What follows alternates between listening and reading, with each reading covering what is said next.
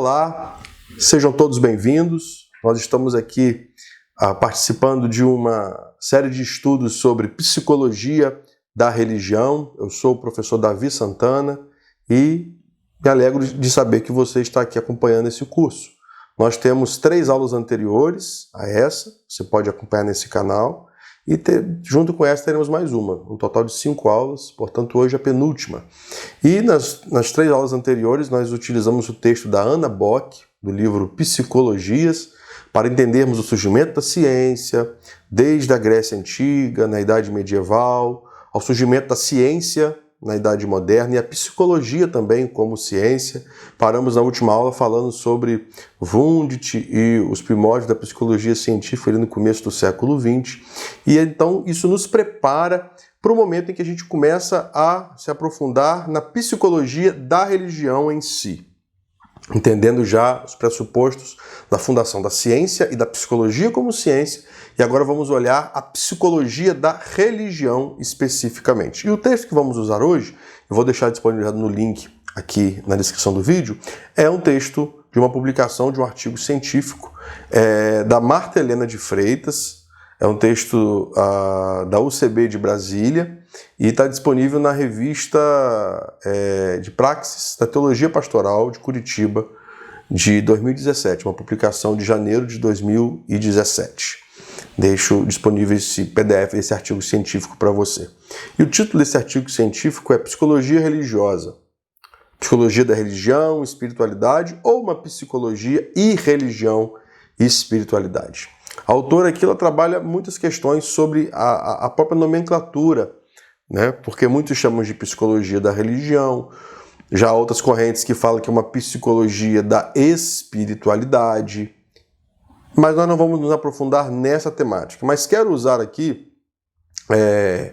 um breve histórico sobre a psicologia da religião que essa autora traz para a gente. Isso que vamos usar na aula de hoje, a partir da página 91 aqui do texto, onde ela fala que a psicologia da religião, a definição que ela dá é essa: a psicologia da religião é definida como o estudo do comportamento religioso, ou seja, aquele que é determinado por uma crença numa dimensão transcendente, dimensão esta que em nossa cultura ocidental tradicionalmente é chamada de Deus. Transcendente, ou seja, aquilo que ultrapassa a explicação física, ou seja, uma explicação metafísica, para além da física, para além das ciências naturais, para além do mundo físico, do mundo material, ou seja, é um estudo daquilo que ultrapassa, que transcende o mundo, a realidade física, é a metafísica, é o transcendente. Esse é o fenômeno que é estudado pela psicologia da religião. Falando que no contexto do Ocidente, da cultura cristã, judaico-cristã ocidental, nós chamamos de Deus. Sabendo que a ciência ela é laica, ela não tem uma definição de credo, não tem uma confissão religiosa. Então estamos aqui como cientistas da religião, observando o fenômeno religioso da fé, da experiência subjetiva com o divino, aqui chamado de Deus, por nós como cristãos, certo? E ela aponta alguns teóricos e fundamentos para a psicologia da religião. Interessante que ela traz o nome do teólogo conhecido e filósofo americano Jonathan Edwards, autor daquele famoso livro Pecadores nas Mãos de um Deus Irado, né? Um sermão que virou um livro, que é um clássico, a quem seja para admirar ou para criticá-lo. Ele foi o primeiro cientista, né, o filósofo, que além de pastor, pregador, né, era filósofo, que buscou, então, essa explicação psicológica para o fenômeno religioso, para as experiências de fé.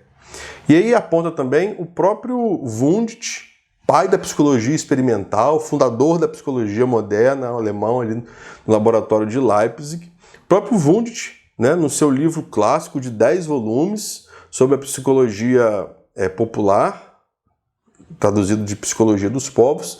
Perceba que num volume de 10, ou seja, num livro que rendeu 10 volumes, na obra de Wundt, ali no começo do século XX, 4 desses volumes tratavam de religião e como então a psicologia da religião ganha espaço nesses primeiros experimentos, nas primeiras décadas da evolução da própria psicologia como ciência, o espaço do estudo da religiosidade e da experiência religiosa era muito grande e muito relevante. Aponta também, inclusive, o próprio William James, o pai do behaviorismo, o próprio William James, quem publica ali a obra pioneira de psicologia da religião. Traduzido para o português, é As Variedades da Experiência Religiosa.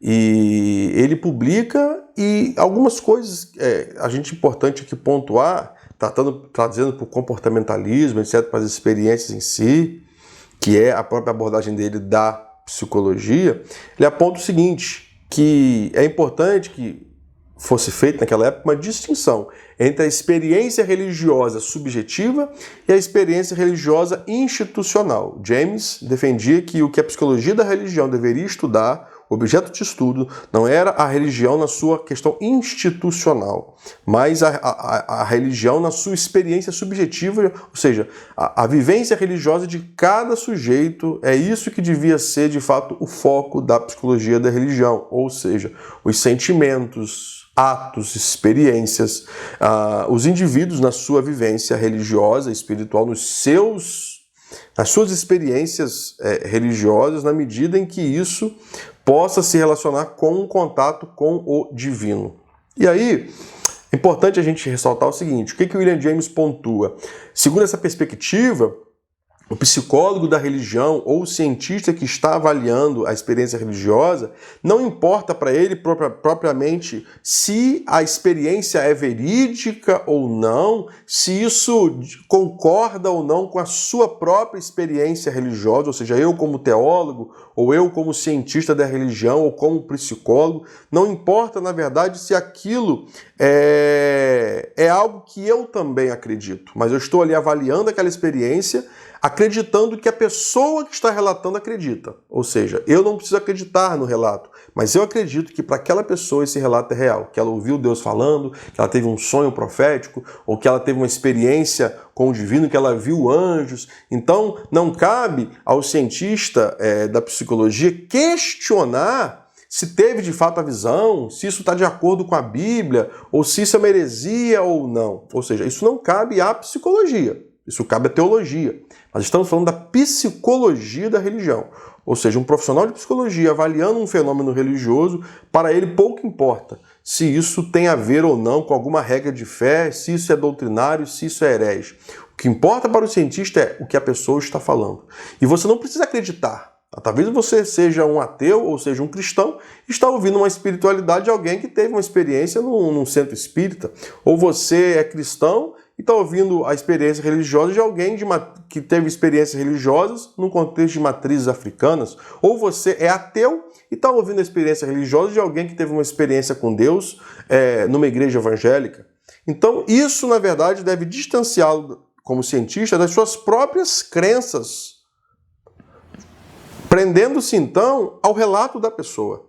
A ciência é isso. Você deve afastar a sua subjetividade, o seu eu, os seus pressupostos, e você tem que avaliar o fenômeno que está sendo descrito ali, a experiência da pessoa. Então, eu não acredito naquilo necessariamente, mas eu acredito que ela acredita naquilo, ou seja, eu acredito que realmente ela está, de fato, acreditando que aquilo aconteceu. Ou seja, estou dando legitimidade ao relato do paciente, ao relato da pessoa que está trazendo isso para mim. E isso, pessoal, é muito importante, porque a gente precisa entender que a gente não pode, por ser cristão ou por ser evangélico, querer colocar a psicologia dentro da nossa dogmática, dentro da nossa declaração doutrinária ou dentro do nosso credo pessoal. A psicologia é uma ciência a par, para além dos pressupostos teológicos. A psicologia tem o seu objeto de estudo, as suas metodologias, assim como a teologia independe da psicologia, não é, no seu campo de pesquisa. Podem dialogar, podem conversar, mas eu não posso tentar colocar a psicologia e encaixá-la dentro da minha fé. É isso que eu quero trazer para você aqui como aluno desse curso. Nós temos que entender a psicologia como uma ciência, com seu campo de pesquisa, que olha para todo e qualquer fenômeno religioso, independente do que eu, como cientista, acredito, ou do que eu penso, ou se não acredito em nada. Eu estou olhando como um cientista para um relato de um paciente, para um relato de alguém que está sendo entrevistado, que deve ser respeitado. Então a gente precisa entender que não é porque eu sou cristão que a psicologia tem que ser uma psicologia cristã. É muito natural, eu como pastor e psicólogo, as pessoas me procuram e falam assim, não, pastor, mas eu queria que você me atendesse porque você é cristão. Obviamente que isso interfere no meu caráter, no meu julgamento de valores, etc. Mas como psicólogo, eu devo estar ali totalmente isento disso. Eu não estou ali atendendo como um pastor. Eu devo estar atendendo aquele paciente ali como um psicólogo. Seja ele cristão, seja ele espírita, judeu, budista, seja ele ateu, isso não deve entrar dentro do consultório. Isso tem questões éticas envolvidas nisso aí. É claro que eu posso ter minha visão cristã de mundo, como pastor, mas como psicólogo, por questões éticas, eu estou ali independente da minha fé. O que importa é o relato do paciente. Da mesma forma, nós, como teólogos, temos que olhar para a psicologia entendendo esse olhar. Não podemos, repito, querer encaixar a psicologia dentro da minha fé ou querer dizer que a psicologia diz aquilo que eu acredito de acordo com a Bíblia. A psicologia não precisa disso e nem a Bíblia precisa do respaldo da psicologia. É claro que há diálogos, é claro que há coisas que a gente pode entender e ver que há concordância, mas isso não é pressuposto nem da teologia, depender disso, nem da psicologia tentar justificar a Bíblia. São ciências paralelas que têm objetivos diferentes, mas que podem dialogar entre si, obviamente, como a gente está fazendo aqui, mas com todos esses cuidados éticos. Isso é muito importante, tá, pessoal? E aí o texto avança um pouco. O texto fala o seguinte, que a psicologia da religião, conquanto tenha sido muito respeitada e muito acreditada no início, ela passa a sofrer muitas críticas por questões que o texto pontua. Porque é muito difícil você mensurar uma experiência subjetiva, não é? O Watson diz que o que você deve avaliar é a experiência do sujeito, né? É a questão subjetiva. E aí como que você vai mensurar alguém que diz assim, cientificamente alguém chega para você e fala, eu ouvi Deus falando comigo. Eu tive um sonho e Deus me revelou. Então é muito difícil cientificamente você lidar com isso. Na questão de fé, você pode acreditar. Na razão, você pode, inclusive, dar razão à luz da Bíblia e crer que isso é possível, que isso existe. Mas como cientista, provar isso é complicado. Esse foi um desafio da psicologia da religião na década de 30, até o final da década de 80 ali, quando ela ressurge. Mas antes disso é preciso pontuar quais foram os motivos que trouxeram um declínio da psicologia da religião ali da década de 30 até boa parte do século XX. Então, de fato foi, primeiro, um fracasso da psicologia em se separar da teologia, ou seja, acabava se misturando psicologia, teologia, e teólogos usando a psicologia, psicologia usando a teologia, e isso acabou que tirou um pouco da credibilidade da psicologia como uma ciência independente, da psicologia da religião. Outro desafio é que a psicologia tentando ainda se afirmar como uma ciência num ambiente iluminista, num ambiente positivista, ou seja, de métodos, o mundo material precisa ser provado, precisa ser testado, e isso são coisas subjetivas, não são palpáveis. Estamos falando do transcendente, de coisas que fogem da realidade material. Você não pode trabalhar com dados estatisticamente numa experiência que é subjetiva, que está dentro da mente da pessoa. Então, é um desafio. Isso no seu surgimento, né, que enfrenta. E aí, outro conflito a subjetividade, portanto, do fenômeno religioso, que dificulta uma abordagem empírica, uma abordagem objetiva sobre o fenômeno religioso. Outro desafio que a psicologia da religião enfrenta é porque ela fica entre dois polos, né? O polo behaviorista, ou seja, comportamentalista, que diz que o objeto de estudo da psicologia é todo comportamento observável.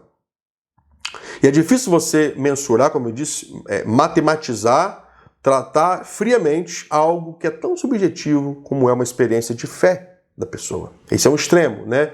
O mundo físico, só o que importa são números e o que pode ser provado a olho nu. Isso é o que aponta a psicologia comportamental. E o outro extremo, a psicanálise, que de modo geral a psicanálise freudiana aponta a religião como uma ilusão da humanidade, a própria figura de Deus como uma projeção da figura paterna maximizada. Então a psicologia da religião fica nesse conflito aí no começo do século XX, no meado da sua origem, na verdade década de 30, década de 50, onde ela perde um pouco da credibilidade à luz da ciência.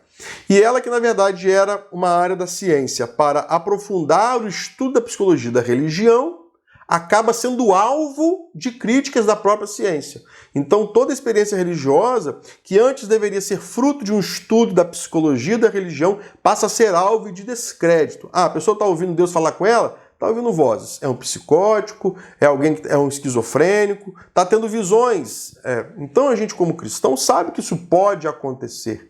Só que houve descrédito da ciência em relação a essa questão, tratando tudo como questões patológicas. E aí surge uma desconfiança e uma suspeita sobre a própria relevância da psicologia da religião. Porque as experiências religiosas começaram a ser associadas a obscurantismo, a mitos, a misticismo, que não poderiam ser avaliados à luz da psicologia. E a gente entende isso, né? E aí eu quero parar aqui na apostila sobre essa questão, à luz dessa dicotomia dentro da própria psicologia, porque a gente precisa entender que de fato isso tem embasamento. E aqui a gente como igreja precisa fazer uma autocrítica, pensando no seguinte: o ambiente religioso, de fato, pessoal, é um ambiente muito acolhedor, muito confortável, muito receptivo para pessoas, de fato, com distúrbios psicológicos. A gente precisa ter clareza disso. Fazer uma autocrítica aqui à luz da teologia e também olhando para a psicologia da religião, entender o seguinte, que a gente precisa ter cuidado com os extremos, com esse dualismo. Qual é o primeiro perigo? Não existe nada espiritual. Não existe isso. A pessoa está com depressão. Não existe questão espiritual nisso aí. É só remédio, é só questão clínica, não precisa de religião, não precisa de oração, nada disso. Esse é um perigo. Não é? Você tira toda a espiritualidade da questão ou das enfermidades da alma. Esse é um perigo que se corre. O materialismo, a frieza. Qual que é o outro perigo? Tudo é espiritual, ou tudo é demônio. Está com depressão? É demônio. Isso é falta de Deus. Não precisa de remédio. Não precisa de tratamento, não precisa de psicólogo. Isso é espiritual. Precisa de libertação. Percebam os perigos que a gente encontra nos extremos. Eu quero convidar você aqui nesse curso, nessa aula, já buscando aí um fechamento, né, uma síntese desse conteúdo aqui, a gente buscar um equilíbrio, pessoal. Buscar um discernimento espiritual. Porque, como eu disse, a gente tem que estar atento. Porque, de fato, a gente, no meio religioso, é um meio, muitas vezes, cercado de pessoas que estão com problemas mesmo. Que, de fato, a pessoa fala, estou ouvindo Deus falando comigo, ou tive uma visão, e pode, de fato, ser um distúrbio psicológico. Ela pode estar precisando de medicação, ela pode estar com algum problema psiquiátrico. Sim, com problema emocional, sim. E, às vezes, quando não há esse senso crítico, essas pessoas são muito não só acreditadas, como são, inclusive, tratadas como profetas. Porque se Deus falou com a pessoa, quem sou eu para discutir? É muito complicado. Perceba o seguinte, nós cremos que Deus fala com as pessoas, cremos como cristãos, né, como evangélicos, nós cremos que Deus pode falar, nós cremos que existe a revelação